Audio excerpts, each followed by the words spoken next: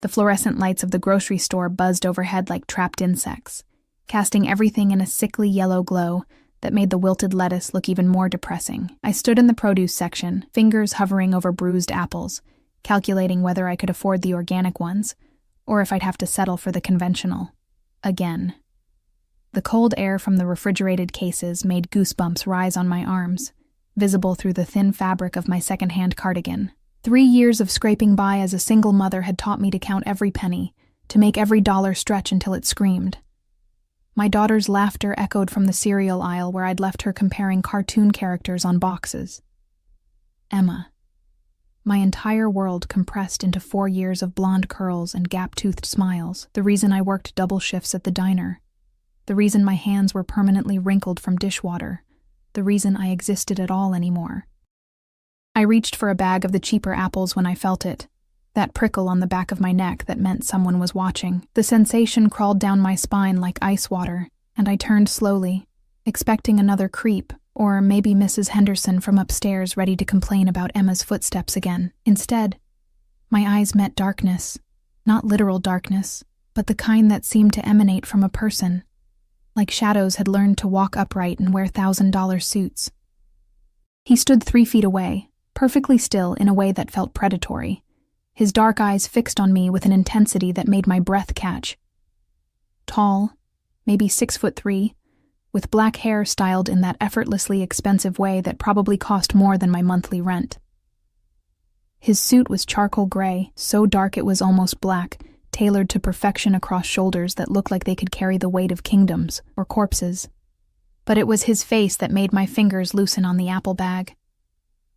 Beautiful in a dangerous way, all sharp angles and full lips that held the ghost of a smile, like he knew a secret about you that you didn't know yourself. A thin scar cut through his left eyebrow, a white line that only added to the sense of barely contained violence that surrounded him like cologne. And speaking of cologne, sandalwood and something darker, richer, like aged whiskey and leather. The scent reached me even across the distance, making my head feel light.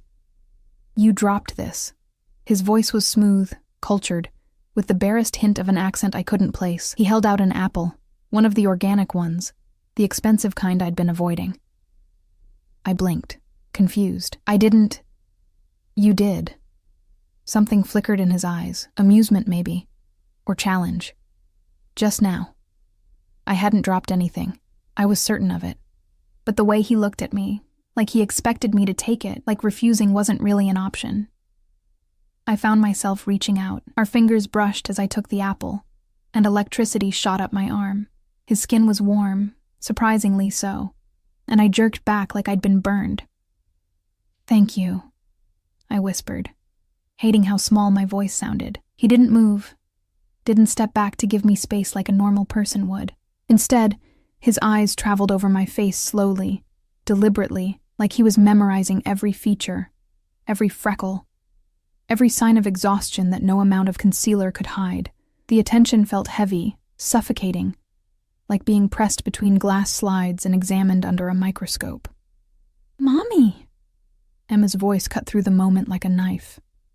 I turned to see her running toward me, her light-up sneakers flashing with each step. A box of Lucky Charms clutched to her chest like treasure. Panic flared in my chest, an instinct I didn't understand. I moved quickly, positioning myself between Emma and the stranger, my body becoming a shield. When I glanced back, expecting him to still be there, the space was empty. He'd vanished like smoke, like he'd never existed at all, except the apple in my hand was real, solid, expensive. And in the distance, near the store entrance, I caught a glimpse of him sliding into the back of a black SUV with tinted windows.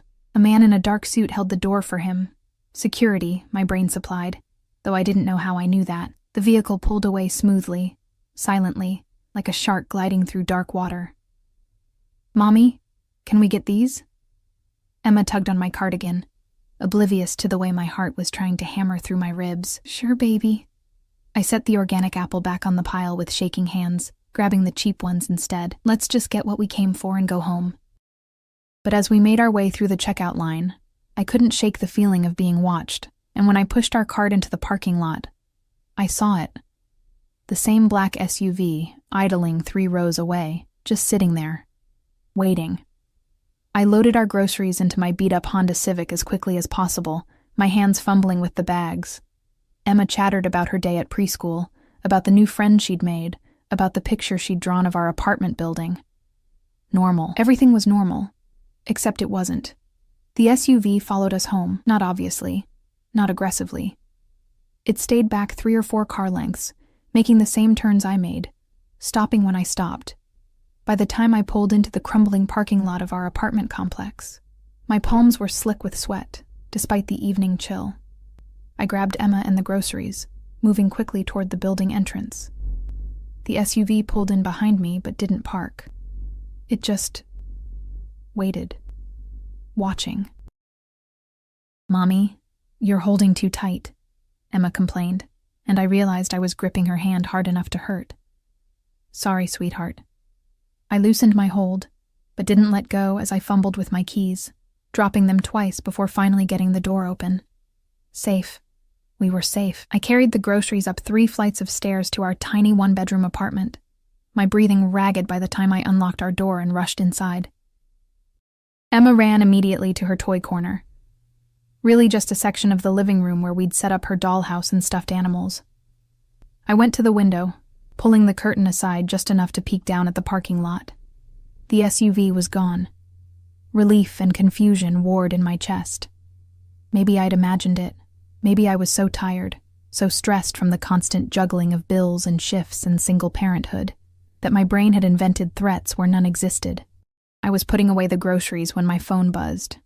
Unknown number. My thumb hovered over the screen for a long moment before I opened the message. "You forgot the organic apples. I'll make sure you get better next time. D."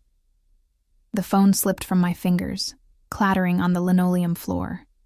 Emma looked up from her dolls, concerned. "Mommy?" "It's okay, baby." Mommy just dropped her phone. I picked it up with shaking hands, staring at the message like it might bite me. How did he get my number? How did he know where I lived? Who was he? And why did part of me, some dark, desperate part I didn't want to acknowledge, feel thrilled instead of terrified? I deleted the message and blocked the number, then triple-checked that our door was locked and the chain was in place. Emma needed dinner, a bath, a bedtime story, normal things, safe things. But as I moved through our evening routine, I couldn't stop thinking about dark eyes and expensive suits, about the way he'd looked at me like I was something precious and rare. Like I mattered. It had been so long since anyone had looked at me that way, 3 years to be exact. 3 years since my ex-husband, Marcus, had looked at me with anything other than contempt or indifference. 3 years since the divorce, since he'd made it clear that I wasn't enough, pretty enough, interesting enough, worth enough. He'd wanted someone sophisticated, someone who fit into his corporate world of cocktail parties and networking events. Not a waitress who smelled like coffee and French fry grease. I pushed the thoughts away as I tucked Emma into our shared bed.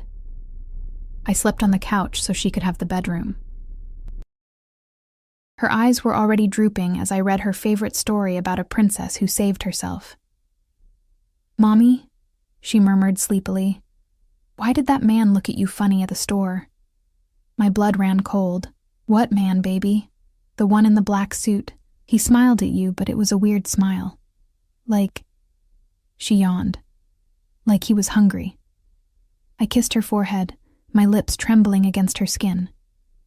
"Just a friendly stranger, sweetheart. Go to sleep." But after she drifted off, I sat in the dark living room, staring at my phone. The blocked number had sent another message. Somehow, impossibly, another message. "You can't block me, Sophia, and you shouldn't try. What's coming for you is inevitable. But don't worry, I protect what's mine." I didn't remember telling him my name. The diner smelled like it always did. Burnt coffee, grease, and the faint underlying note of bleach that never quite masked the other odors. I tied my apron around my waist, the fabric stiff and stained despite my best efforts to keep it clean. My reflection in the metallic napkin dispenser showed dark circles under my eyes, evidence of another sleepless night spent jumping at every sound, checking the locks on the door every hour. It had been 2 days since the grocery store, 2 days of silence from the mysterious number. 2 days of convincing myself I'd overreacted, that he was just some eccentric rich guy with boundary issues, nothing more.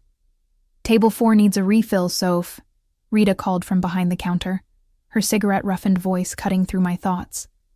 She was 50-something, had worked at Mel's Diner for 20 years, and had the kind of world-weary wisdom that came from seeing everything twice.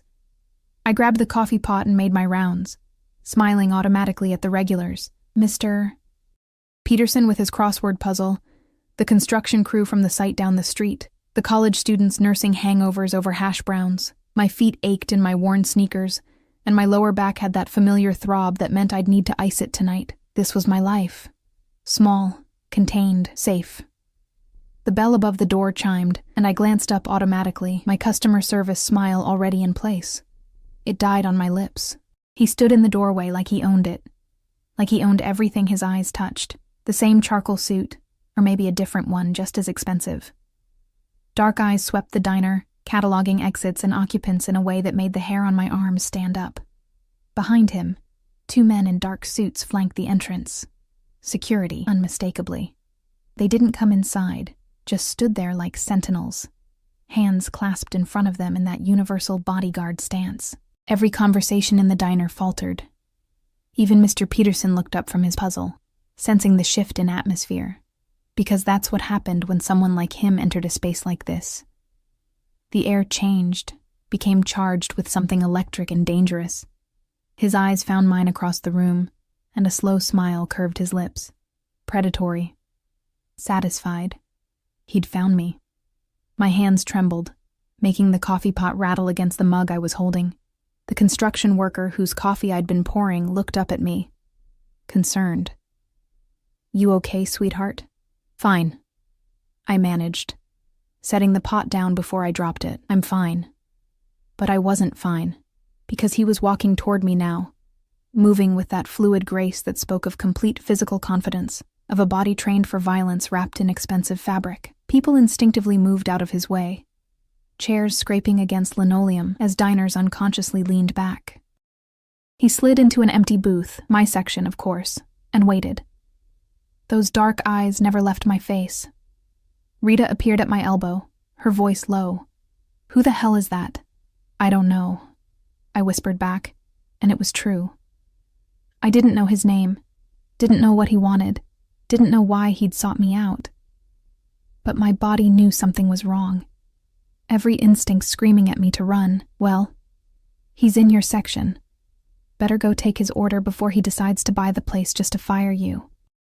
Rita's attempt at humor fell flat. Even she could sense the danger radiating from the booth. I approached slowly, my order pad clutched like a shield. Up close, he was even more devastating. Those sharp cheekbones, the full lips, the scar through his eyebrow that should have marred his beauty but somehow enhanced it. And his eyes, God. His eyes held depths I didn't want to explore. Darkness that promised both pleasure and pain. "What can I get you?" My voice came out steadier than I expected. "Coffee, black." He leaned back against the worn vinyl, completely at ease despite the grease-stained surroundings that were so far beneath him they might as well be in different universes. "And your time?" "My time isn't on the menu. Everything has a price, Sophia." The way he said my name, like a caress, like a threat, made my stomach flip. "I'd like to discuss yours. I'm working." "I can wait." He pulled out his phone, sleek, expensive, probably cost more than my car, and set it on the table. I'm a patient man when I want something. The implication hung in the air between us, heavy and suffocating. I wanted to tell him to leave, to stop following me, to forget I existed, but the words stuck in my throat because part of me, that traitorous, desperate part, wanted to know what he wanted to feel the weight of his attention for just a little longer. I poured his coffee with shaking hands and retreated to the counter, hyper-aware of his gaze following my every movement. He didn't drink the coffee, didn't order food, just sat there watching me work for the next hour, watching me take orders, deliver plates, refill drinks, clean tables.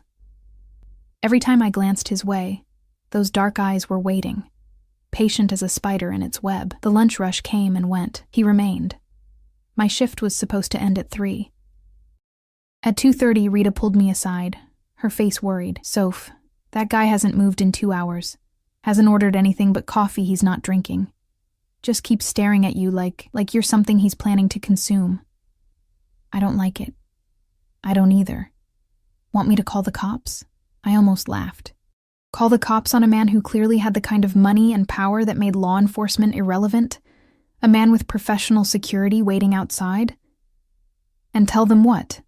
That a customer is sitting quietly in a booth? Rita's jaw tightened. "Fine. But I'm walking you to your car." At 3 o'clock, I untied my apron with fingers that wouldn't stop trembling. I'd made $73 in tips. A good day, enough to cover Emma's daycare and maybe put a little toward the electric bill. I shoved the cash in my pocket and grabbed my purse from the back room, trying to formulate a plan. When I emerged, he was standing by the door, waiting. The booth was empty behind him, and a $100 bill sat on the table. Payment for a single cup of untouched coffee. "Let me drive you home."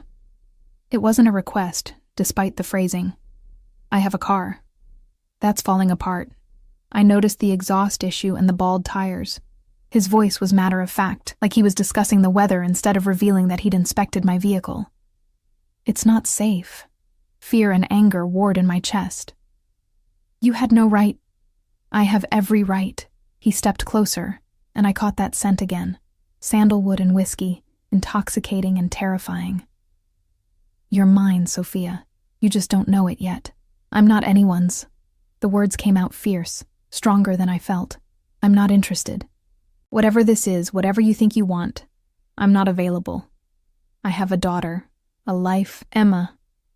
4 years old, attends Little Sunshine Preschool, likes strawberry ice cream and stories about brave princesses."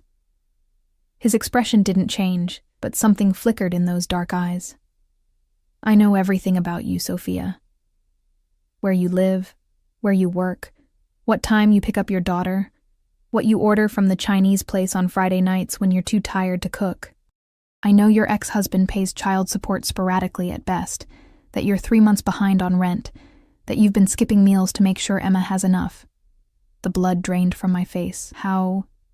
"Because I wanted to know." He said it simply, like it was obvious. "And when I want something, I learn everything about it, every detail, every vulnerability, every need." Rita appeared beside me, her hand on my arm, protective. "The lady asked you to leave her alone." He didn't even glance at Rita. His eyes stayed locked on mine, burning with an intensity that made my knees weak. "I'm offering you a solution, Sophia. A way out of this." He gestured around the diner with barely concealed disdain. "Existence you're trapped in. I'm not trapped. You're drowning." The words cut because they were true.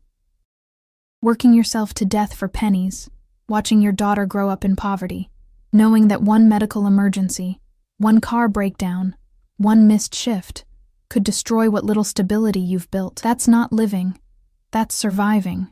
Tears burned behind my eyes, but I refused to let them fall. "What do you want from me? Have dinner with me. Tonight. Hear what I have to offer." And if I say no? Something dangerous flickered across his face, there and gone so quickly I almost missed it. "You won't." He was right, and we both knew it. Because I was desperate, because I was tired, because some dark part of me wanted to know what it felt like to be wanted by someone who looked at me like I was the most important thing in his world. "One dinner," I heard myself say. "That's all." His smile was triumphant, predatory. "I'll pick you up at 7. Wear something nice. I'll have options sent to your apartment within the hour. I can dress myself, Sophia." He reached out, his fingers brushing my cheek so gently it felt like a contradiction to the danger rolling off him in waves. "Let me take care of you. It's what I do." Then he was gone, moving through the door with his security falling into step behind him. Through the grimy window, I watched the black SUV pull away, leaving me standing in the middle of the diner with my heart racing and my world tilting on its axis. "Girl," Rita breathed beside me. What the hell just happened? I didn't have an answer, but when I got home 2 hours later, there were 3 garment bags hanging on my apartment door, each containing a dress that probably cost more than I made in 6 months. Silk and satin in jewel tones, Labels I recognized from magazines I couldn't afford to buy, and tucked inside the first bag, a note in strong, angular handwriting. The emerald green. It matches your eyes. Dante Dante. Finally, a name for the danger that had walked into my life and refused to leave. I should have thrown the dresses away. Should have called the police, gotten a restraining order, protected myself and my daughter from whatever this was. Instead, I hung the emerald dress on my bedroom door and stared at it for an hour, imagining what it would feel like to be someone else for one night. Someone wanted, someone valued, someone who mattered. Emma's daycare teacher had agreed to let her stay late for pizza night, $20 extra I couldn't afford, but would pay anyway. At 6:30, I stood in my tiny bathroom, staring at my reflection. The dress fit perfectly, hugging curves I'd forgotten I had, making my pale skin glow and my eyes look impossibly green. I'd done my makeup carefully, using the expensive products that had arrived with the dresses, foundation that actually matched my skin tone, mascara that didn't clump, lipstick in a shade called Blood Rose. I looked like someone else, someone who belonged in Dante's world. At exactly 7 o'clock, there was a knock on my door. Not the buzzer from downstairs. A knock on my actual door, which meant he'd gotten past the building's security. Of course he had. I opened it and forgot how to breathe. Dante stood in my doorway wearing a black suit that probably cost more than my yearly salary. His dark hair swept back to reveal that perfect, dangerous face, but it wasn't the suit or the face that made my breath catch. It was the way he looked at me, like I was a revelation, like I'd just answered a question he'd been asking his entire life. "Beautiful," he murmured, his voice rougher than before. His eyes traveled down the emerald dress, slow and possessive, leaving heat in their wake. I knew that color would be perfect. "How did you get up here?" My voice came out breathy, uncertain. "The building has security that can be bypassed with the right motivation." He held out his hand, palm up, waiting. "Shall we?" I glanced back at my apartment. Small, shabby, but mine. Safe. The smart thing would be to close the door, call the police, pretend this night had never started. But I'd stopped doing the smart thing the moment I'd put on this dress. I placed my hand in his fingers closed around mine, warm and strong, and electricity shot up my arm. He pulled me into the hallway, then surprised me by stepping closer, his free hand coming up to cup my face. The touch was gentle, reverent even, completely at odds with the danger I knew he represented. "You're trembling," he observed, his thumb stroking my cheekbone. "I'm terrified," I admitted, because lying to him felt impossible. "Good." His smile was dark, satisfied. "Fear means you're paying attention, but you'll learn, Sophia. I would never hurt what belongs to me. And you belong to me now." The possessiveness in his words should have sent me running. Instead, it ignited something low in my belly, something I didn't want to examine too closely. He led me downstairs, his hand never leaving mine, his body positioned slightly in front of mine in a way that felt protective. The black SUV waited at the curb, idling, with the same security personnel from the diner. One of them, tall, broad-shouldered, with a scar down his jaw, opened the back door. "This is Marco," Dante said as he helped me inside. "He's been with me for 10 years. You can trust him with your life." The interior of the SUV was pure luxury. Leather seats softer than my couch, tinted windows that made the outside world seem distant and unreal. Dante slid in beside me, close enough that I could feel the heat radiating from his body, smell that intoxicating cologne. The door closed, sealing us in our own private world. "Where are we going?" I asked, as Marco pulled smoothly into traffic. "Somewhere we can talk without interruption." Dante's hand found my knee, possessive, his palm warm through the silk. "Somewhere you'll be comfortable. I'm not comfortable anywhere near you."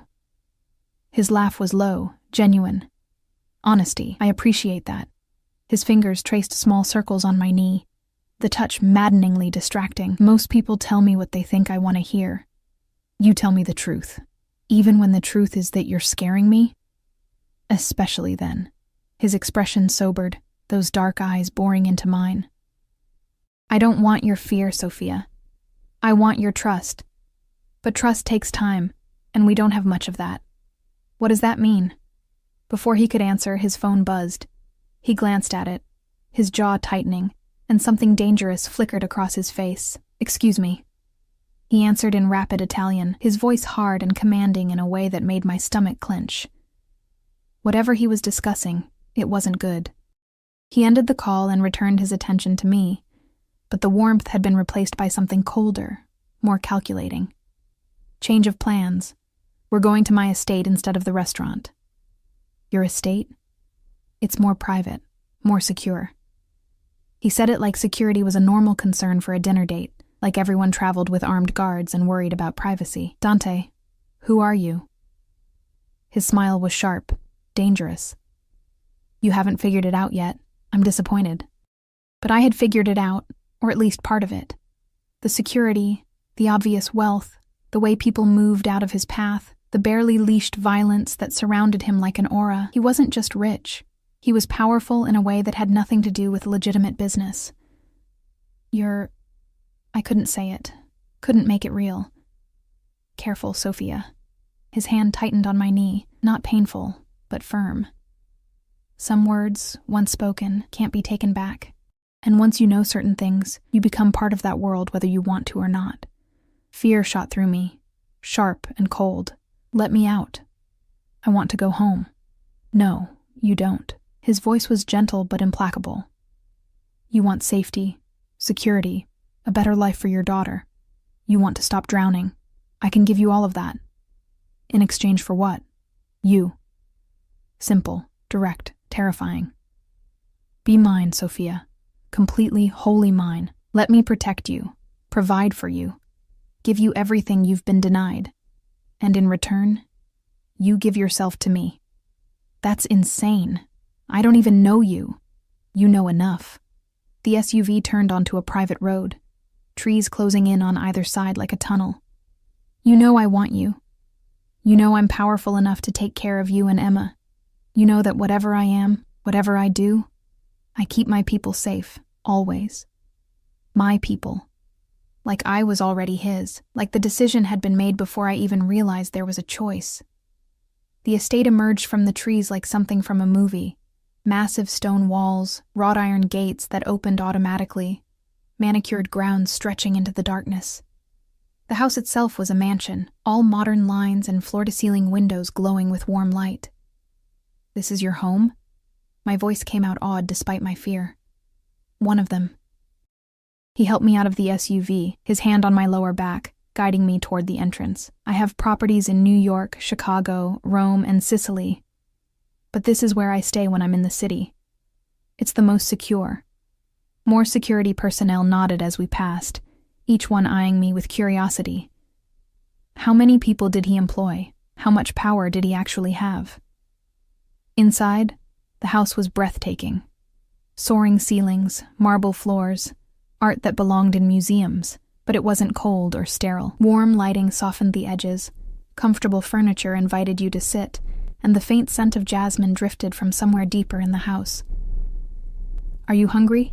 Dante asked, leading me through the foyer into a formal dining room where a table was already set for two, candles flickering between place settings that probably cost more than my entire kitchen. I don't understand. I stopped in the doorway, overwhelmed. Why me? I'm nobody. I work in a diner, I live in a falling-apart apartment, I'm a single mother barely keeping her head above water. You could have anyone. Models, actresses, women who actually belong in places like this. Why are you doing this? Dante turned to face me fully, and the intensity in his eyes stole my breath. You want the truth? 3 months ago I saw you at that diner. You were arguing with a customer who'd left you a religious pamphlet instead of a tip, and you were so angry you were shaking, but you didn't cry. Didn't back down. You stood your ground even though you were exhausted and hungry and barely holding it together. And I thought, that's strength. Real strength. Not the performance everyone around me puts on. He stepped closer, his hand coming up to tuck a strand of hair behind my ear. Then I watched you walk to your car, counting your tips, and I saw you set aside half before you'd even left the parking lot. For Emma, I learned later. You always put her first. even when it means you go without. And I knew. I had to have you. Had to know what it felt like to be protected by someone like you, to be chosen by someone who doesn't choose easily. That's crazy, but my voice lacked conviction, because his words touched something deep inside me, some desperate need to be seen, to be valued, maybe. His smile was crooked, almost boyish, but crazy is what I do best. Now have dinner with me. Let me tell you what I'm offering, and then you can decide. We sat at opposite ends of the long table, an expanse of polished wood between us. Staff I hadn't seen appeared with plates, filet mignon, roasted vegetables, risotto that smelled like heaven, wine in crystal glasses that caught the candlelight. I picked at the food, too nervous to eat properly, while Dante watched me with those dark, calculating eyes. Your ex-husband, he said suddenly. Marcus Reynolds, director of operations at Thornton Industries. Married his secretary 6 months after your divorce was finalized. My fork clattered against the plate. How do you? I know everything about everyone who touches your life. He cut into his steak with precise movements, including the fact that he hasn't paid child support in 3 months and has filed to reduce his obligations. He claims his new wife is pregnant, and he needs the money for his real family. Rage and humiliation burned through me. I'd known Marcus was behind on payments, but the pregnancy, the real family comment, that was new. Fresh wounds opened, bleeding shame. I can make him pay, Dante continued, his voice casual but his eyes hard. Every penny he owes, plus interest, plus whatever you need for Emma's future. I can make him regret ever treating you as less than you are. Why would you do that? Because you're mine now. He said it like it was obvious, like my belonging to him was simply fact. And no one hurts what's mine without consequences. I haven't agreed to anything, haven't you? He set down his knife and fork, leaning back in his chair. You put on the dress I sent. You got in my car. You're sitting in my home, listening to my offer. You've already said yes, Sophia. You just haven't admitted it yet. Heat flooded my face because he was right. Every step of the way I'd chosen to move forward, to see where this led. Even now, with fear coursing through my veins, I wasn't demanding to leave. What exactly are you offering? My voice came out quieter than intended. Marriage. The word hung in the air between us, heavy and impossible. Marry me, Sophia. Be my wife in every way that matters. And in return, I'll give you security, protection, wealth. Emma will have the best schools, the best opportunities. You'll never worry about money again, never feel invisible or worthless. You'll be the most important person in my world. That's insane. I pushed back from the table, standing on shaking legs. You don't marry someone you just met. You don't marry someone because you watch them count tips in a parking lot. That's not how real life works. In my world, it is. He stood too, moving around the table with that predatory grace. In my world, you see what you want, and you take it. You eliminate obstacles, you protect your assets, you build empires. And you? You're going to be my empire, Sophia. My queen, my everything. He was close now, too close, his hand coming up to cup my face. His thumb brushed across my lower lip, and I felt the touch everywhere, heat pooling low in my belly. 1 year, he murmured, his voice dropping to something dark and persuasive. Give me 1 year as my wife. If you're miserable, if you hate every moment, I'll let you go with enough money to start fresh anywhere you want. But if you stay, his eyes burned into mine. If you choose me, I'll spend every day proving I was worth the risk. And if I say no right now, something dangerous flickered across his face. Then I'll take you home, and you'll go back to your life. But Marcus will still file to reduce child support. Your landlord will still expect the 3 months back rent. Your car will still break down, and eventually you'll drown. He leaned closer, his lips nearly brushing my ear. I'm offering you a life raft, Sophia. Take it. My phone buzzed in the small clutch I'd brought, the only one I owned, a cheap thing I'd bought at Target. I pulled it out with shaking hands. A text from Emma's daycare. Hi, Sophia. Emma is asking when you'll pick her up. Pizza night ends at 8. Please confirm. I glanced at the ornate clock on the mantel. 7:45. In my old life, I'd be rushing to get her, worried about the late fee, stressed about bedtime. In this potential new life, I can have Emma brought here, Dante said, reading my expression. My staff can prepare a room for her. Anything she needs. You can see her, tuck her in, be the mother you've always been. But you don't have to do it alone anymore. Tears burned my eyes. This is too much. Too fast. Life-changing decisions usually are. His hand slid down to my neck, possessive, his thumb stroking my pulse point, but sometimes fast is necessary. Sometimes you have to jump before you can talk yourself out of it, so jump, Sophia. Jump. And I'll catch you. I stood in Dante's palatial dining room, my phone clutched in trembling hands, the weight of an impossible decision pressing down on my chest like a physical force. Every rational thought screamed at me to run, to grab Emma and disappear, to protect us from whatever darkness surrounded this beautiful, dangerous man. But rationality had never paid my rent. It had never filled Emma's belly or kept the lights on or fixed my dying car. I need to see her, I whispered. Before I decide anything, I need to see my daughter. Dante's expression softened, the first genuine tenderness I'd seen from him. Of course. He pulled out his phone, speaking rapid instructions in Italian. Then to me, Marco will bring her here within 20 minutes. The daycare will be compensated for any inconvenience. You can't just... I can. And I did. His hand found the small of my back, guiding me toward a sitting room off the main hallway. Sophia, the sooner you accept what I'm capable of, the easier this transition will be. I have resources, connections, power. I use them to take care of what's mine. I'm not yours yet. His smile was predatory. Yet. I like that you're already thinking in those terms. The sitting room was smaller, more intimate than the cavernous spaces we'd passed through. A fireplace crackled with real flames, casting dancing shadows across leather furniture and built-in bookshelves. Floor-to-ceiling windows looked out over the grounds, now illuminated by security lights that made the manicured lawns glow an otherworldly green. Dante poured amber liquid from a crystal decanter into 2 glasses. Whiskey. Single malt, aged 25 years. It'll help with the nerves. I shouldn't drink if Emma's coming. 1 glass won't impair you. He pressed it into my hand, his fingers lingering over mine. And you need something to take the edge off before I tell you the rest. The rest? My stomach dropped. What rest?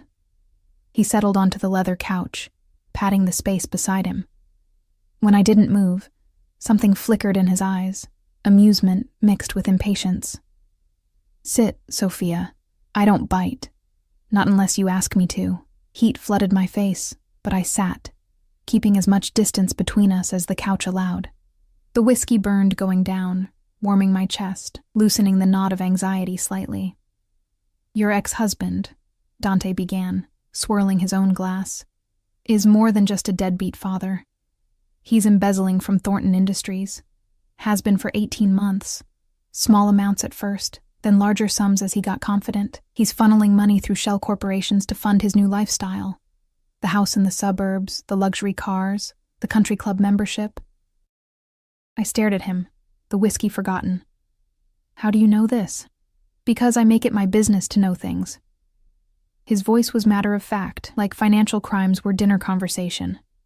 And because Marcus made a critical mistake 3 months ago, he started laundering some of that money through a construction company that's under my protection. He didn't know it, of course. Thought he was being clever, diversifying his criminal portfolio. Under your protection, I repeated slowly. Meaning they pay me for the privilege of operating in this city without interference. It's a mutually beneficial arrangement. He took a sip of whiskey, his eyes never leaving my face. When I discovered Marcus's connection to you, I had my people dig deeper. The embezzlement, the fraud, the fact that he's planning to leave the country with his pregnant wife in 6 months to avoid prosecution when Thornton's auditors inevitably discover what he's done. He's going to abandon Emma permanently, Sophia. Run to the Cayman Islands and never look back. The room spun. I set down the whiskey glass before I dropped it, my hand shaking too badly to hold anything. You're lying. I never lie. He shifted closer, his hand coming to rest on my knee. That same possessive touch from the car. I manipulate, I threaten, I destroy. But I don't lie, especially not to you. Marcus is a coward and a thief, and he's going to leave you holding the bag for his crimes if someone doesn't stop him. Someone like you. Exactly like me. His smile was sharp. Marry me, and I'll make sure Marcus pays for everything he's done. The embezzlement will be discovered. The evidence will be irrefutable, and he'll spend the next decade in federal prison. His new wife will divorce him. His assets will be seized, and Emma will never have to see his face again. Or... He paused, letting the alternative hang in the air. You can say no, and I'll let nature take its course. Marcus will disappear. Emma will grow up wondering why her father abandoned her, and you'll spend years trying to explain something you don't understand yourself. That's blackmail. That's reality. His voice hardened. I'm not a good man, Sophia. I've never pretended to be. I've killed people, destroyed lives, built my empire on blood and fear. But I protect what's mine with everything I have. Choose me, and you'll never have to worry about anyone hurting you or Emma again. Choose your pride, your independence, your moral high ground, and you'll watch everything you love crumble. Before I could respond, there was a knock on the door. Marco appeared, and my heart stopped because Emma was with him, her small hand dwarfed by his massive one, her eyes wide as she took in the opulent surroundings. Mommy! She ran to me, and I caught her, pulling her into my lap, breathing in the familiar scent of her strawberry shampoo and the pizza sauce on her shirt. Hi, baby. I kissed her forehead, my eyes burning with unshed tears. Did you have fun at pizza night? Uh-huh. We made our own pizzas, and mine had extra cheese and... She stopped, noticing Dante for the first time. Her small body tensed in my arms. Who's that? This is Mr. Moretti. The name felt heavy on my tongue, dangerous. Dante's entire demeanor changed. The predator vanished, replaced by something softer, almost gentle. He crouched down to Emma's eye level, careful to keep distance between them. Hello, Emma. Your mother told me you like strawberry ice cream. Emma looked at me for permission. I nodded, not trusting my voice. I do, she said shyly. It's my favorite. Mine too. Dante's smile was genuine, transforming his dangerous face into something almost beautiful. Would you like some? My kitchen makes the best strawberry ice cream you've ever tasted. Can I, Mommy? I should have said no. Should have grabbed her and run for the door. Consequences be damned. But I looked into Dante's eyes and saw something unexpected. Sincerity. Whatever he was, whatever darkness lived inside him, his offer to Emma was genuine. Okay, I whispered. But just a small bowl. It's almost bedtime. Dante stood, speaking quietly to Marco, who nodded and held out his hand to Emma. Come on, little one. Let's go find that ice cream. Emma hesitated, looking back at me. You're coming too, right, Mommy? I'll be right here when you get back. I promised. I just need to talk to Mr. Moretti for a few minutes. After they left, silence filled the room like water, suffocating and heavy. Dante poured himself another whiskey, his back to me, shoulders tight with tension. She looks like you, he said finally. Same eyes, same stubborn chin. Don't, my voice cracked. Don't use my daughter to manipulate me. I'm not. He turned, and the raw honesty in his face shocked me. I'm telling you that seeing her, seeing you with her, it only makes me more certain. You're both coming into my life, Sophia. Both under my protection. Emma will have everything she needs, everything she deserves. Private schools, college funds, security that ensures no one ever hurts her. I'll be... He stopped, something vulnerable flickering across his features. I'll be the father Marcus never was. You can't just decide that. I already have. He crossed to me, kneeling so we were eye level. I grew up in violence, Sophia. My father was a monster who ruled through fear and brutality. I watched him destroy my mother slowly, year by year, until there was nothing left of the woman she'd been. I swore I'd never be him, never treat someone I loved the way he treated her. And I haven't. I'm ruthless in business, merciless with enemies. But with you? With Emma? I'll be whatever you need me to be. His hands framed my face, thumbs stroking my cheekbones. I know you're scared. I know this seems insane, but sometimes the insane choice is the right one. Sometimes you have to trust your instincts instead of your fears, and your instincts brought you here tonight, put you in that dress, kept you from running when you had a dozen chances to leave. What if I can't do this? Tears finally spilled over, hot against my cheeks. What if I'm not strong enough to be what you need? You're the strongest person I've ever met. His voice was fierce, certain. You've survived poverty, abandonment, single motherhood, and you've done it with grace. You haven't become bitter or broken. You've protected your daughter, maintained your dignity, kept fighting even when every odd was stacked against you. That's not weakness, Sophia. That's steel wrapped in silk. He kissed my forehead, gentle and reverent. Marry me. Let me prove that choosing me isn't a mistake. Let me show you what your life can be when someone actually values you the way you deserve. Emma's laughter drifted from somewhere deeper in the house, bright and carefree, the sound of my daughter happy, safe, unburdened by the stress that had become our normal. I thought about our apartment with its leaking ceiling and broken heater, about the mounting bills and the constant fear that one emergency would destroy us, about Marcus planning to abandon Emma permanently while I struggled to keep us afloat, and I thought about Dante's offer: security, protection, a life where I didn't have to choose between eating and paying rent, where Emma could have opportunities instead of limitations. 1 year, I heard myself say. You said 1 year to decide if I want to stay. Triumph flashed in his eyes, quickly masked. 1 year. But I'm warning you now, Sophia. I play to win. By the time that year is up, you won't want to leave. You're very confident. I know what I want, and I know how to get it. His smile was dark, promising. And right now, I want you more than I've wanted anything in my entire life. When? The word came out barely above a whisper. Tomorrow. He stood, pulling me up with him, his hands sliding down to my waist. I have a judge who owes me favors. We'll do it here, private ceremony, just us and Emma. Then I'm taking you both somewhere safe while I handle Marcus and secure everything that needs securing. This is crazy, I breathed. But I wasn't pulling away from his touch. The best things usually are. He leaned down, his lips brushing my ear. Say yes, Sophia. Say you'll be mine. Emma's voice called from the hallway.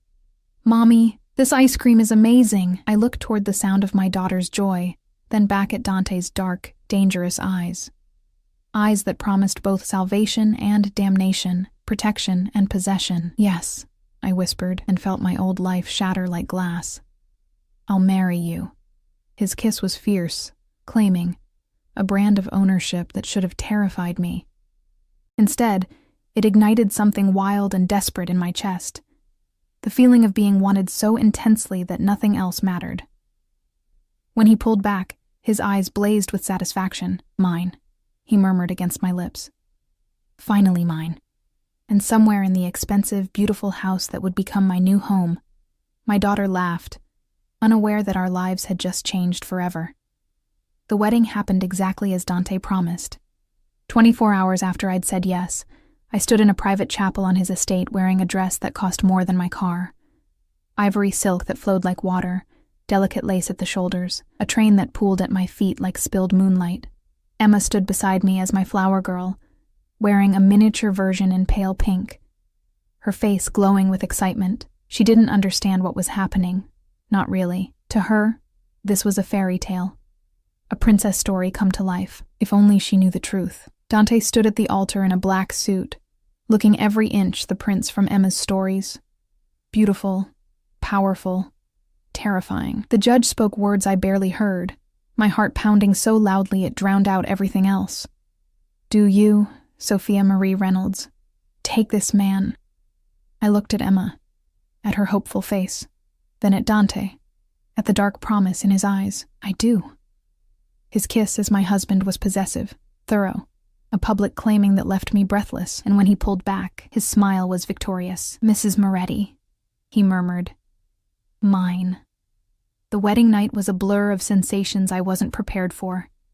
His hands on my skin, his mouth tracing patterns of fire across my body, his whispered promises of protection and possession tangled together until I couldn't tell them apart. He was gentle but demanding, patient but intense, giving me pleasure I didn't know existed while taking everything I had to offer. And in the morning, when I woke in silk sheets with his arm heavy across my waist, I realized the truth. I'd married a monster, but maybe, just maybe, he was my monster now. 3 weeks into my marriage, I discovered what it truly meant to belong to Dante Moretti. The revelation came on a Tuesday morning, crisp autumn air filtering through the floor-to-ceiling windows of our bedroom. No, his bedroom that I now shared. Emma had already left for her new private school, driven by Marco in an armored vehicle that cost more than my childhood home. I stood at the window in a silk robe, watching the gardeners tend to roses I'd never be allowed to touch myself, when Dante's phone rang. He answered in Italian, his voice dropping to that dangerous register I'd learned meant business. Real business. The kind that left bodies in shallow graves. I shouldn't have understood. But 3 weeks of immersion had taught me enough Italian to catch the important words. Traditore, traitor, esempio, example, familia, family. When he ended the call, his eyes found mine in the reflection of the window. You're learning the language. It wasn't a question. Hard not to when everyone around me speaks it. I turned to face him, my heart hammering. What's happening? Someone betrayed me. He stood from the bed, magnificent and terrifying in nothing but black silk pajama pants, his chest bare and marked with scars I'd traced in the darkness. Someone thought they could steal from my operations and disappear before I noticed. And I noticed. His smile was cold. They'll be dealt with by noon. Dealt with. The euphemism sat heavy between us. You mean killed. I mean dealt with. He crossed to me, his hands settling on my hips, pulling me against his body. This is my world, Sophia, the world you married into. I warned you I wasn't a good man. I know. And I did. 3 weeks had shown me exactly what kind of man Dante was. Ruthless in business, protective to the point of obsession with Emma and me, capable of both tenderness and violence in equal measure, but knowing and seeing are different things. Then don't see. His lips brushed my temple. Stay in this house. Focus on Emma. Enjoy the life I've given you. Let me handle the darkness. It was a tempting offer. To retreat into the gilded cage he'd built. To pretend the blood on his hands didn't exist. But I'd learned something else in 3 weeks. I was stronger than I'd believed. Strong enough to face the truth. What happened to Marcus? The question had been burning in my throat since the wedding. You said you'd handle him. Dante's expression shifted, satisfaction replacing the coldness. He was arrested yesterday. Federal agents raided his home at dawn, seized his computers, his files, everything. The evidence of embezzlement is irrefutable. He's looking at 15 to 20 years. Relief and something darker, vindication, flooded through me. And his wife? Filed for divorce within 6 hours. Apparently her love couldn't survive the loss of his stolen fortune. His hand came up to cup my face. Emma will never have to see him again.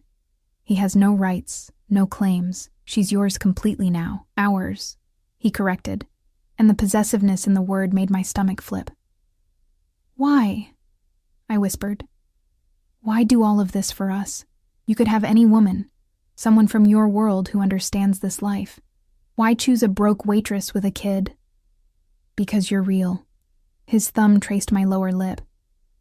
Everyone in my world wears masks, plays games, shows me the face they think I want to see. But you? You've been honest from the beginning. You told me you were terrified. You admitted you were only agreeing because you were desperate. You didn't pretend to love me or even like me. That honesty is worth more than any dowry, any connection, any strategic alliance. He kissed me, slow and deep, tasting of coffee and possession. And because when I first saw you, exhausted and fighting for your dignity in that diner, I recognized something. A survivor. Someone who'd been through hell and refused to break. I wanted that strength for myself. Wanted to protect it, own it, keep it safe from a world that would destroy it. That's not love. But my voice lacked conviction because his words touched something deep inside me. Some desperate need to be seen and valued. Not yet. His smile was dark, confident. But it will be. I told you, Sophia. I play to win, and I'm going to make you love me if it's the last thing I do. A knock on the door interrupted us. Marco's voice, carefully neutral. Boss, we have a situation. Dante's jaw tightened. Give me 5 minutes. After Marco's footsteps retreated, Dante turned back to me, his expression serious. I need to handle something. Stay in the house today. Don't go anywhere without Marco or one of my other men. Understood? Fear prickled down my spine. Why? What's wrong? Nothing you need to worry about. He kissed my forehead. Just a loose end from the past trying to cause problems. I'll handle it. But the tension in his shoulders told me it was more than a loose end. This was dangerous, even for him. He dressed quickly, black suit, shoulder holster I'd learned to pretend I didn't see. The transformation from my husband to something darker and more lethal happening in minutes. At the door, he paused, looking back at me with an expression I couldn't read. If something happens, he started. Don't. I crossed to him, surprising myself with my boldness. Don't say goodbye like you're not coming back. His smile was genuine, tender. There she is, my fierce wife. He pulled me close, breathing in the scent of my hair. I'll be back by dinner. And Sophia? I meant what I said. You're mine. Nothing and no one will ever change that. Then he was gone, and I was alone in the massive house with only my fears for company. The day crawled by with agonizing slowness. I tried to distract myself, helped Emma with homework when she returned from school, played dolls in the elaborate playroom Dante had created for her, attempted to read in the library. But my mind kept circling back to Dante, to the danger he'd walked into, to the very real possibility that he might not come home, and the terrifying realization that the thought of losing him made my chest ache. Somewhere in the past 3 weeks, he'd become more than my ticket to security, more than the monster I'd married out of desperation. He'd become something I wasn't ready to name. At 6 o'clock, Marco appeared in the doorway, his expression grim. Mrs. Moretti, I need you and Emma to come with me. Ice flooded my veins. Why? Where's Dante? There's been an incident. The boss wants you somewhere more secure until it's resolved. What kind of incident? The kind I can't discuss. His hand went to his weapon, a gesture that terrified me more than his words. Please, ma'am. We need to move now. I grabbed Emma, who sensed the tension and clung to me, her small body trembling. Marco led us through the house to a garage I hadn't known existed, filled with vehicles that ranged from luxury sedans to armored SUVs. He ushered us into one of the latter, and 2 more security personnel climbed into the front seats. Where are we going? I demanded as the vehicle pulled out. Safe house, 20 minutes outside the city. Marco's eyes scanned the streets constantly, his body tense. The boss has enemies who made a move today. They failed, but there might be retaliation. This is precautionary. Is he hurt? Marco's hesitation told me everything. He's operational. Operational. Not fine, not safe. Operational. Like he was a machine still functioning despite damage.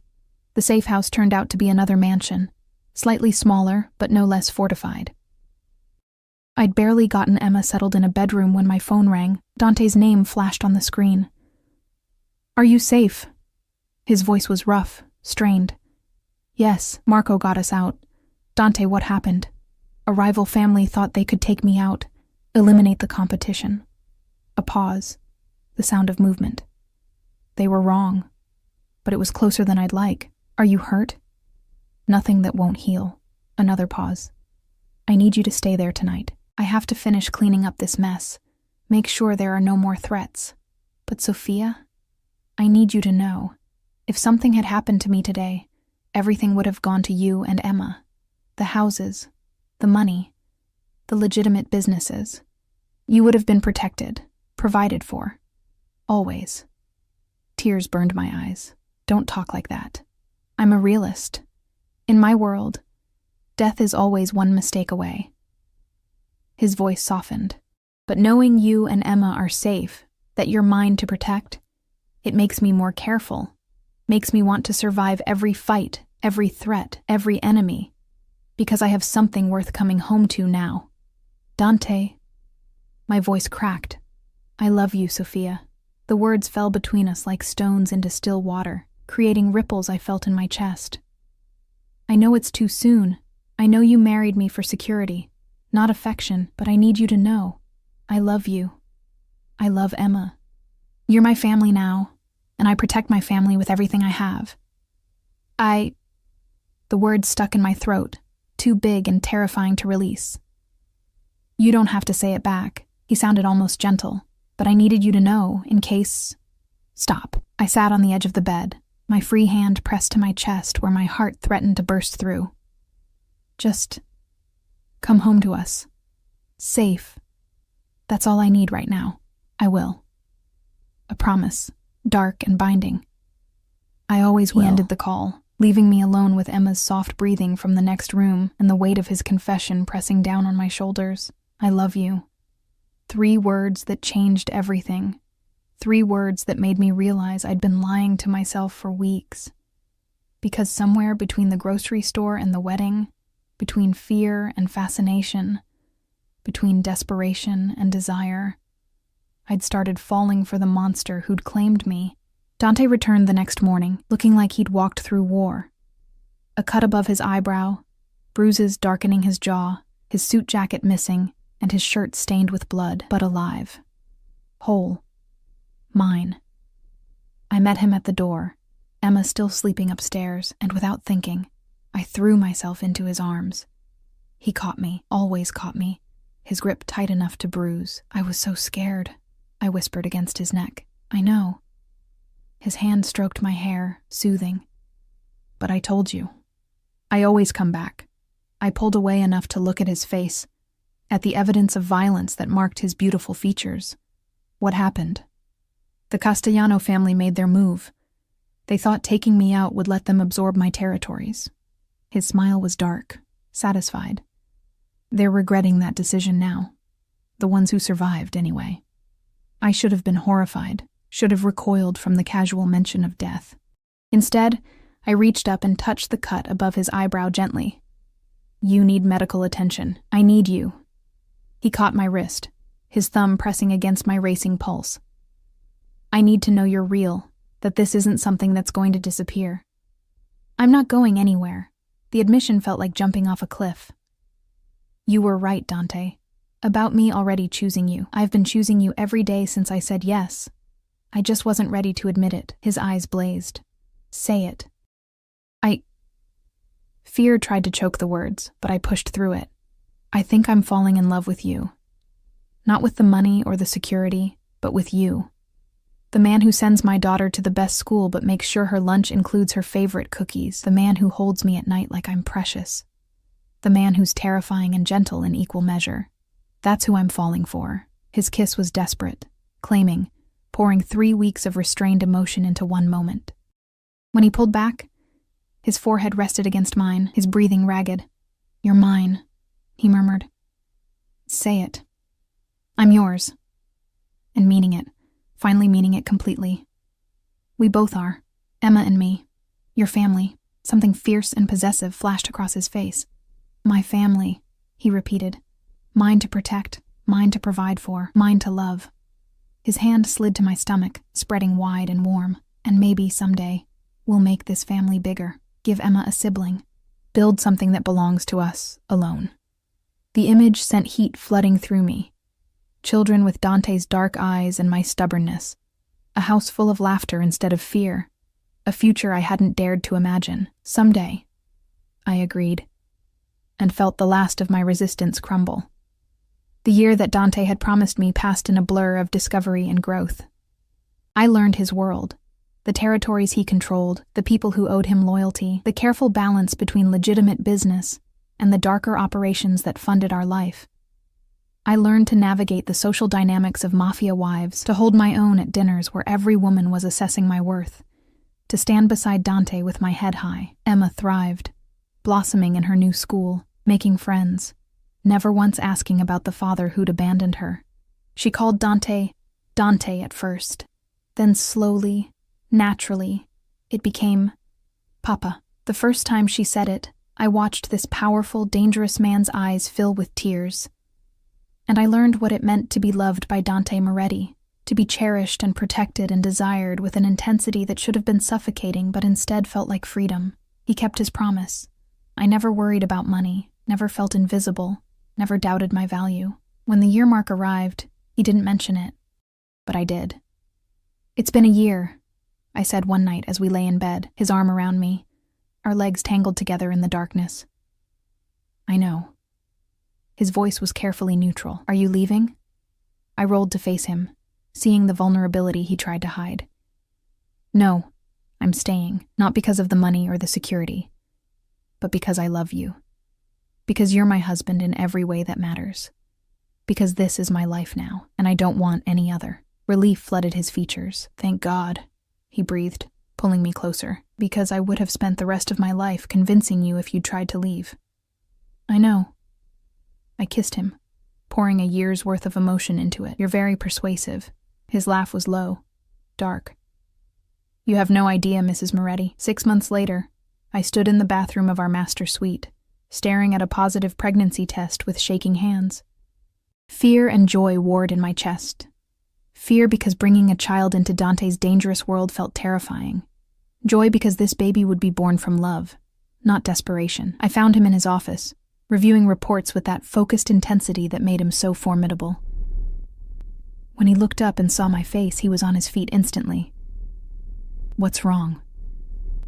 I held out the test, unable to find words. Understanding dawned slowly, followed by an expression of such pure joy it transformed him. "You're pregnant?" "Yes." Tears spilled over. "I know the timing isn't perfect, and your world is dangerous, and—" He crossed to me in 3 strides, his hands framing my face. "It's perfect. You're perfect. This baby, our baby, is perfect." He kissed me, tender and reverent. "I'm going to protect all of you. You, Emma. This baby. Nothing will ever hurt my family, I swear it." And looking into his dark, fierce eyes, I believed him. The baby came 8 months later, a boy with Dante's dark hair and my green eyes. We named him Luca, after Dante's grandfather who'd helped him escape the worst of his father's violence. Emma was instantly smitten, hovering over her baby brother with protective devotion that made my heart ache. 2 years after I'd said yes to a dangerous stranger in a grocery store, I stood in the garden of our estate, watching Dante teach Emma to tend the roses, while Marco held baby Luca a safe distance away. The sun was setting, painting everything gold, and for a moment, everything was perfect. "Happy?" Dante's voice came from behind me, his arms circling my waist, his chin resting on my shoulder. "Yes." Simple, honest, true. "I never thought I could be this happy. I told you I'd prove you made the right choice." His lips brushed my ear. "Still think marrying me was insane?" I turned in his arms, looking up at the face that had terrified me once, but now represented safety, love, home. "Completely insane," I agreed. "And the best decision I ever made." His kiss was soft, sweet, tasting of promises kept and futures built. "Mine," he murmured against my lips. "Yours," I confirmed, "always yours."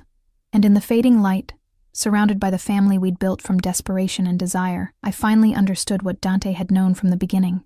Sometimes the craziest risks lead to the greatest rewards. Sometimes monsters make the best protectors. And sometimes a chance encounter in a grocery store can change your entire world. 3 months later, I ran into Marcus outside a courthouse where he was being transferred between facilities. He looked smaller somehow, diminished by prison jumpsuits and defeat. His eyes widened when he saw me.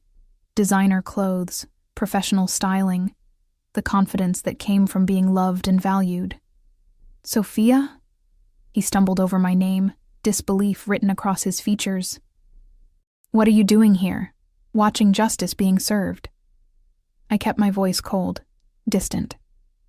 "How's prison treating you, Marcus?" His face twisted. "You look different. What happened to you?" "I got married." I held up my left hand, showing him the wedding band that probably cost more than he'd embezzled. "To someone who actually values Emma and me." "Married?" He laughed, bitter and sharp. "Who'd want a broke waitress with a kid?" Dante's car pulled up then, the black SUV with tinted windows, Marco at the wheel. and Dante himself stepped out, moving to my side with that predatory grace, his hand settling possessively on my lower back. Marcus's face went white. "Dante Moretti," he breathed, recognition and terror mixing. "You married. Oh, God." "Still single, I guess?" I repeated his words from years ago, the ones that had cut so deep. "Actually, no. I married a man who knows my worth, who provides for his family, who would never abandon his children." I leaned closer, making sure he heard every word. "Thank you, Marcus, for being such a terrible husband that I was desperate enough to take a chance on someone better. Best decision I ever made." Dante's smile was sharp, dangerous. "Mr. Reynolds, I'd say it's a pleasure, but I don't lie to irrelevant people." His arm tightened around me, claiming and protective. "Enjoy your accommodations. I made sure you got a cellmate who really values family loyalty. He's going to have fascinating conversations with you about men who abandon their children." Terror flashed across Marcus's face as guards pulled him away, back toward the transport vehicle. I watched him go, feeling nothing but satisfaction. "Feel better?" Dante asked as we climbed back into the SUV. "Much." I settled against him, breathing in his familiar scent.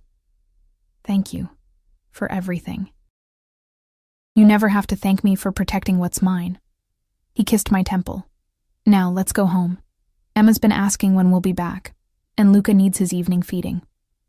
Home. Not my apartment with its leaking ceiling. Not the life of struggle and desperation. Home was Dante's estate, our children, the family we'd built from impossible odds.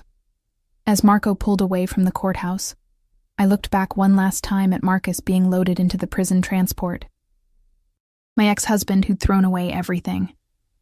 And then I looked at Dante, my husband who'd given me everything. "I love you," I said, simple and true. His smile was genuine, tender. "I know. And I love you. Forever, Sophia. You're stuck with me now." "Good," I murmured, meaning it with every fiber of my being. "That's exactly where I want to be."